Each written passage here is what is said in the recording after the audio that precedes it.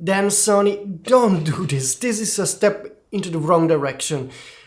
Today they announced that there will be a new licensed grid lines available for the A7 IV starting from March 2024, and it will cost $149. And I have three problems with this. Of course, the first one being the pricing. And in my video here today, I'm not going to rant about Sony. I understand why they're going into this direction of paid software updates.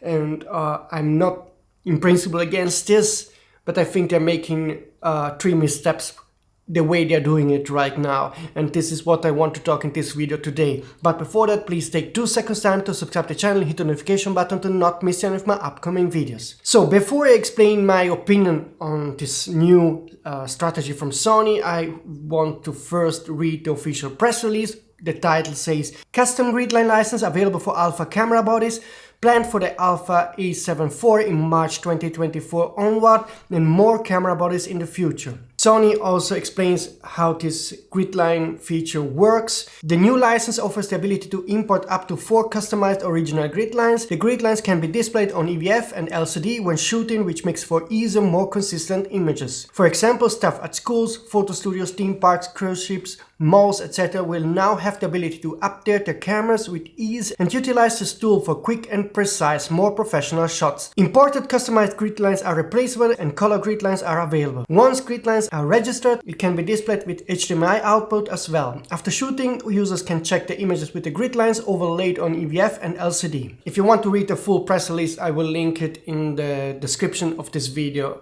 so check it out. And basically, this is a new kind of way for Sony to try to make revenue with their cameras by selling some additional features. It's something they are already doing on their professional camcorders. So you can, for example, buy the anamorphic feature for the Venice cameras. And so this isn't something new, but it's the first time we are going to see this on more consumer level alpha E-mount cameras. So now let's talk about my very personal opinion. If you don't agree, please let me know in the comment system.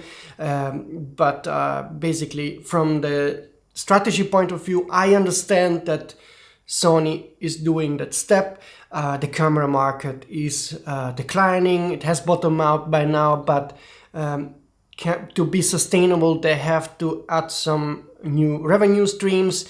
And one of those revenue streams is selling additional software features for current owners of certain cameras. And I think I don't have an issue with that.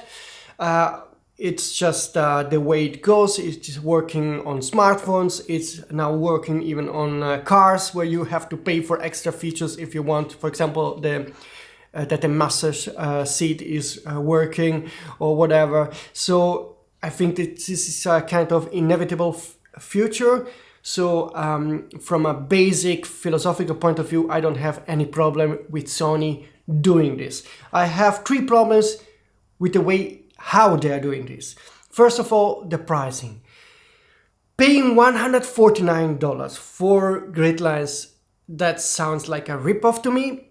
I understand some people will pay it because they find it useful and they will go like, yeah, what the heck, let's pay those $149. But I don't see, or maybe I'm wrong, please explain me why it should cost $149. And if gridlines will cost $149, I don't know how much they will charge for much more advanced and serious features that will come later throughout the year. So that makes me really worried.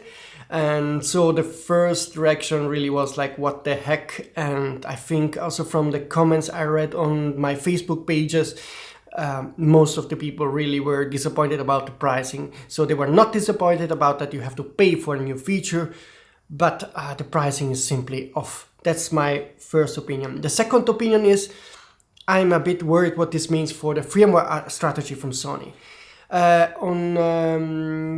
One, I'm really happy that maybe in the future people will be able to upgrade the cameras via paid firmwares, for example, that will give you a ton of new features. So this in principle is something that I do accept, but also I'm afraid that that if you expect to get new features via free firmware updates, you will be mostly disappointed. I know in March Sony will release a major firmware update for the A1 and the A7S III that adds new features and you don't have to pay for, but it's only probably happening because there was an outcry in the community, and so this wasn't really I think decision that came from Sony, but it's something that where we force the hand of Sony to do that. And I'm afraid that Sony will now try to not give you new really interesting features on free firmware update, but let you charge for it. So that's something we have to see in time if it's going to happen or not. But just my feeling is that yeah, we are going to probably have to pay to get some of the nice features that could in the past would be available for free through firmware update. But yeah, that's the new world we're in. The third issue I have has more to do with the basic strategy on how they are implementing this.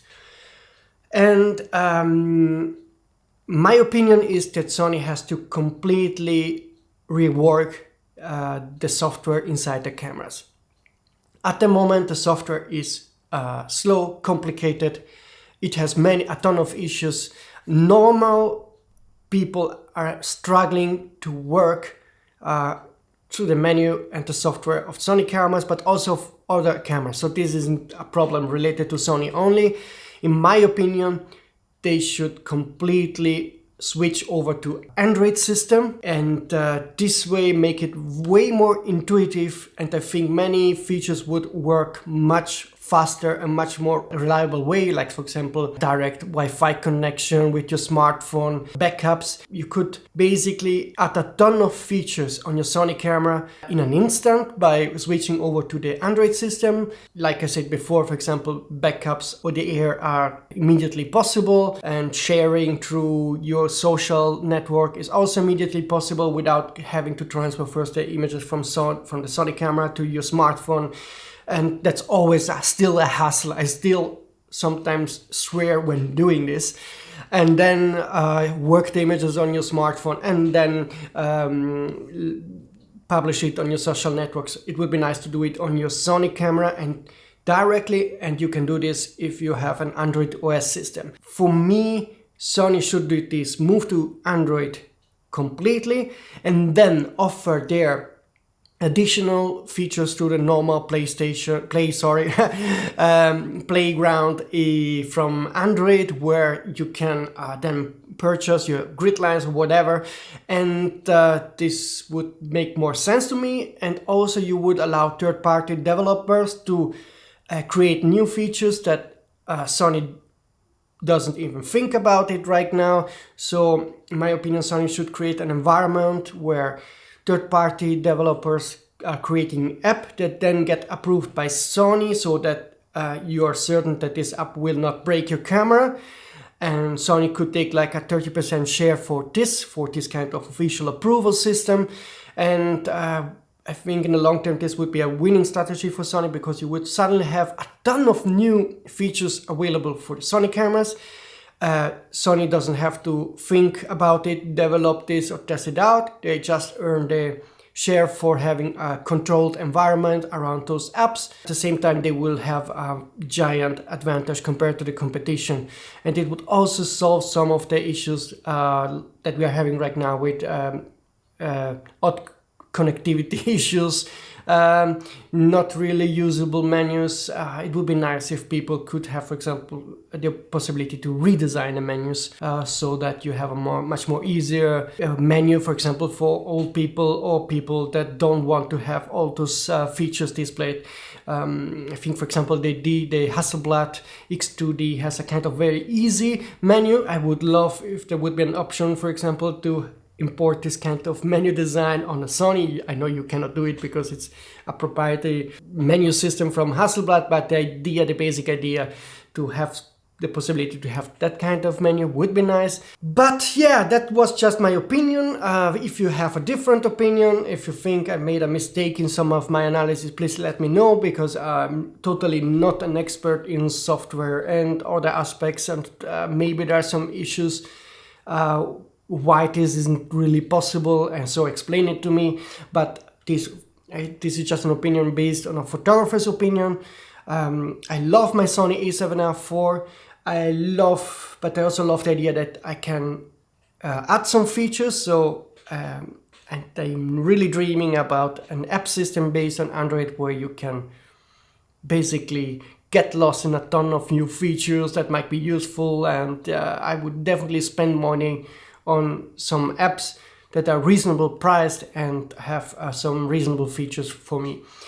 Okay, folks, this was it for today. As soon as I have more info about the upcoming Sony lenses that are likely to be announced in January, February, then I will make a new video. Then please, first of all, like this video to help me in the YouTube algorithm, and subscribe to the channel if you don't want to miss any of those upcoming videos. See you soon, folks.